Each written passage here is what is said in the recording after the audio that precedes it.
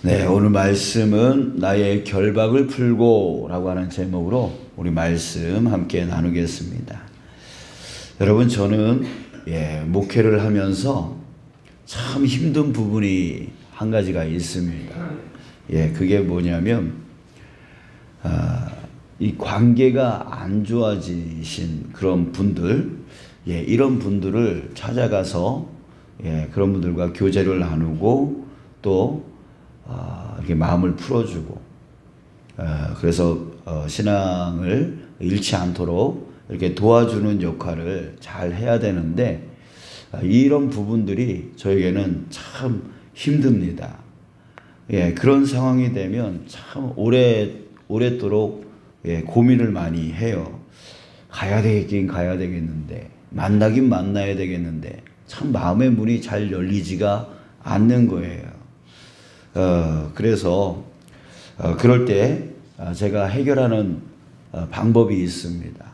그 방법은 여러분들이 잘 알고 있는 방법입니다. 바로 기도이죠. 기도를 합니다. 제 힘으로 잘 안 되니까 성령님의 도우심에 대한 기도를 많이 합니다. 성령님 역사하셔서 나를 도와주시옵소서. 내가 그를 만나러 갈 수 있는 용기를 부어 주십시오. 그리고 관계를 풀 수 있도록 저에게 지혜의 말을 허락하여 주시옵소서. 이렇게 계속 성령의 도우심에 대한 기도를 계속합니다. 그래서 성령께서 저에게 용기 주실 때까지 그렇게 기도를 해요. 그러다 보면, 그렇게 계속 기도를 하다 보면 제 마음속에 가도 되겠다라고 하는 그런 용기가 생깁니다. 그래서 그 용기를 갖고 그분에게 만나자, 또 내가 찾아가겠다, 이렇게 연락을 하고, 그리고서 만나서 교제를 나누다 보면 또 그 관계의 문제가 해결되어지고 또 마음이 풀어지고, 그래서 다시 신앙을 계속 이어나가는 그런 경우를 저는 많이 겪습니다.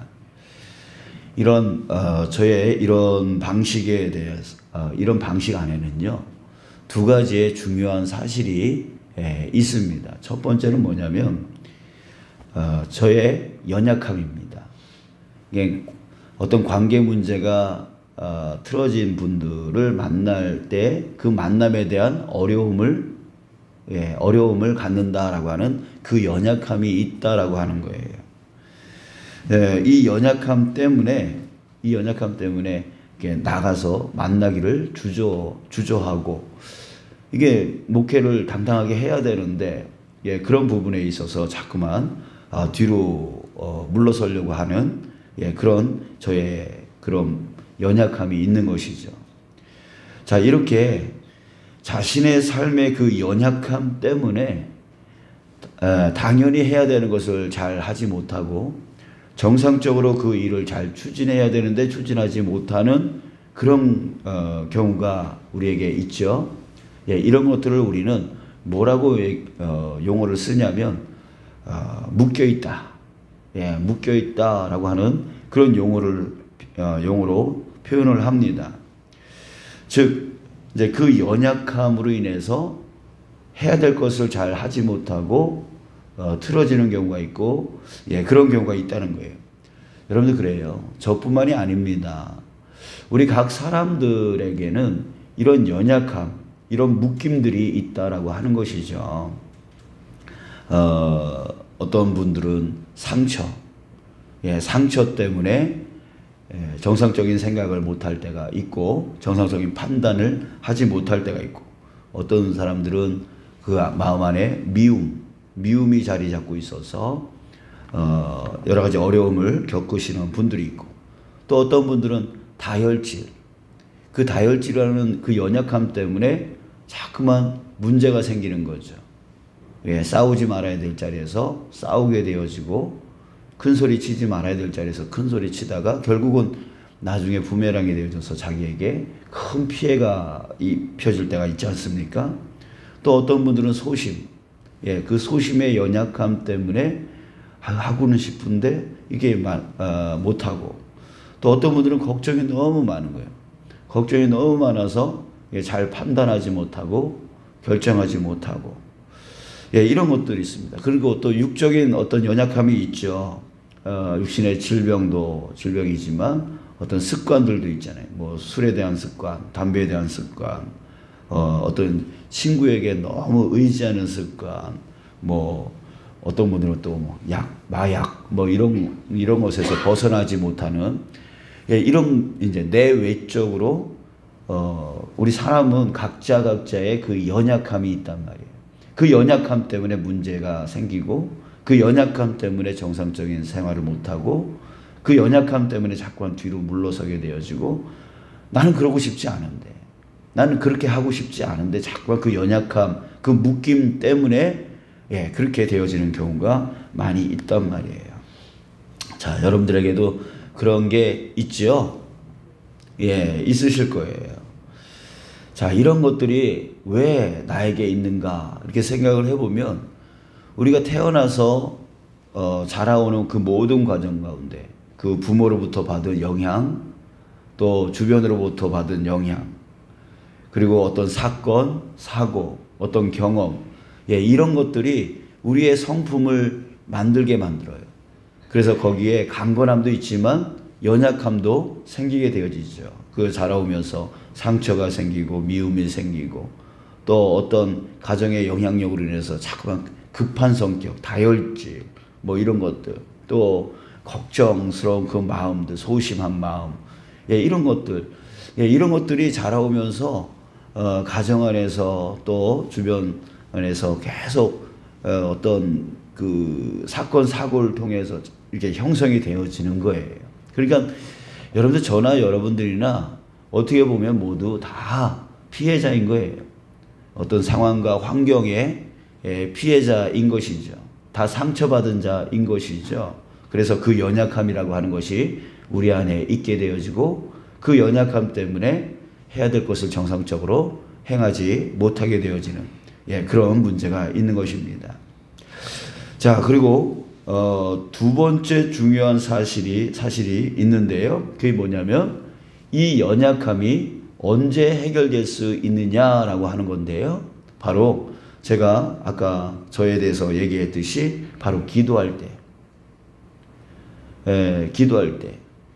때 성령이 내 안에 역사하여 주실 때, 우리 모든 영혼들은 다 연약함이 있는데 그 연약함이 정상으로 회복되어질 때가 있단 말이에요. 그 정상으로 회복되어질 때가 언제입니까? 바로 성령이 나에게 임재하셨을 때예요. 그래서 나의 성품이 드러나는 게 아니라 하나님의 성품, 그 성령의 권능이 드러나게 되어지는 것이죠. 그럴 때 우리는 정상적으로 되어지는 거예요. 그래서 자유해진다라고 하는, 진리가 너희를 자유케 한다라고 하는 그 말이 바로 성령이 내게 임하면 온전한 것을 온전히 행할 수 있게 되어진다는 거죠. 내 안에 있는 연약함이 사라져 버린다는 거예요. 성령이 충만해질 때. 자, 그래서 성령이 충만해지면 나의 묶였던 그 연약함이 풀어지고 그래서 담대함이 생기고 용기가 생기고 지혜가 생겨서 문제들을 해결하게 되어진다라고 하는 거예요. 자, 여러분, 제가 말씀드렸던 이것을 오늘 본문에서 삼손 이야기에서 그것을 우리에게 증명해 주고 있습니다. 지금 삼손이요, 어떤 상태에 있었냐면 결박되어 있었어요. 그러니까 세 끈으로, 그것도 이중, 두 줄로 묶여 있었어요. 이중으로 결박되어 있었어요. 그래서 사람으로는 도저히 풀 수 없는 그런 상황 가운데 있었단 말이죠. 자, 그런데 14절 한번 보세요. 삼손이 레이의 이름에, 지금 묶인 상태에서 레이라고 하는 그 장소에 도착을 했습니다. 그랬더니 블레셋 사람들이 그에게로 마주 나가면 소리 지를 때에 소리를 질렀는데 환호를 지른 거예요. 야, 우리 이제 저 삼손을 붙잡았다. 저 결박되었으니 이제 우리가 붙잡았다. 이제 저 삼손을 우리가 죽여버리면 이제 끝장이다. 이제는 저 삼손한테 괴롭힘을 당하지 않아도 된다. 뭐 이렇게 소리를 지른 거예요. 그런데 그때에 어떤 일이 일어났습니까? 여호와의 영이, 바로 성령이죠. 여호와의 영이 삼손에게 갑자기 임하니까 어떤 일이 일어났습니까? 그의 팔 위에 밧줄이 불탄 삼과 같이 그의 결박되었던 손에서 떨어진지라. 그러니까 삼손을 결박하고 있었던, 묶고 있었던, 그를 자유롭게 하지 못하고 있었던 그 줄이 성령이 임하니까 불탄 삼과 같이 그냥 손에서 풀어져 나갔다는 거예요. 자, 거기 그것만이 아닙니다. 15절에 보니까 삼손이 풀어진 다음에 어떻게 했어요? 나귀의 새 턱뼈를 보고 손을 내밀어 집어들고 그것으로 1000명을 죽이고, 그에게 힘이 생겼다는 거죠. 그에게 능력이 생겼다는 거예요. 그에게 권능이 임했다라고 하는 거예요. 우리 사도행전 1장 8절 말씀 여러분들 기억하시죠? 오직 성령이 너에게 임하시면 너희가 권능을 받고 예루살렘과 온 유대와 사마리아와 땅끝까지 이르러 내 증인이 되리라 라고 했습니다. 그렇죠? 그래요. 성령이 임하면 권능을 받는다는 거예요.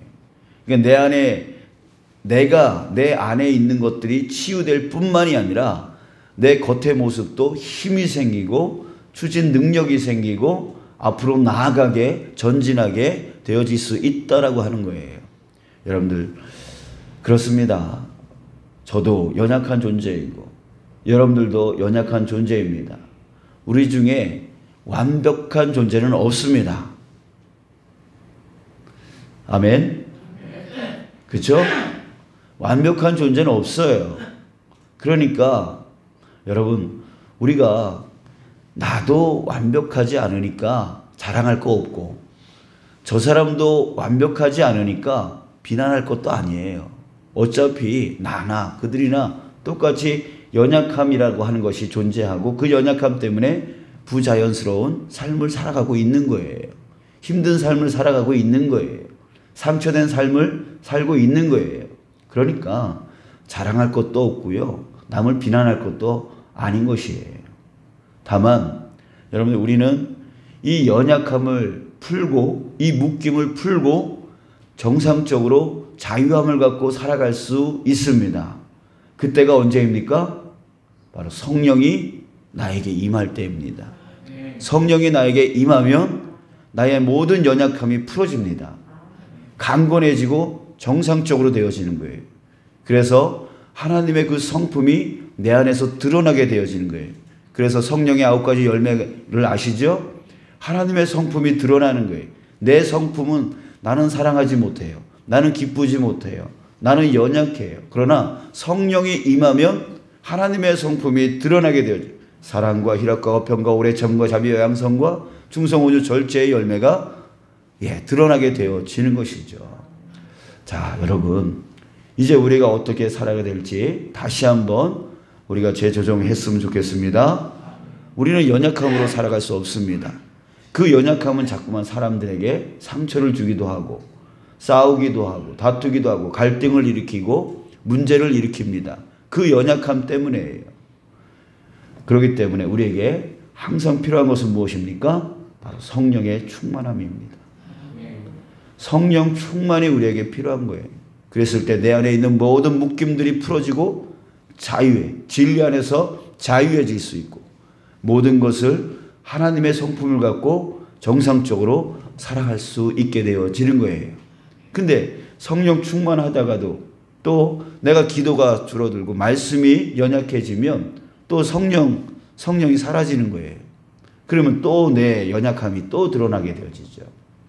자, 여러분 그렇기 때문에 우리는 매일매일 성령 충만하기를 위하여 우리가 매일매일 기도하고 성령으로 무장되어져서 직장으로 나가고 성령으로 무장돼서 사업으로 나가고 성령으로 무장돼서 삶을 살아가는 그 삶을 계속 살아갈 때에 우리는 강건한 삶을 살아갈 수 있게 되어짐을 여러분들 믿으시길 축복합니다.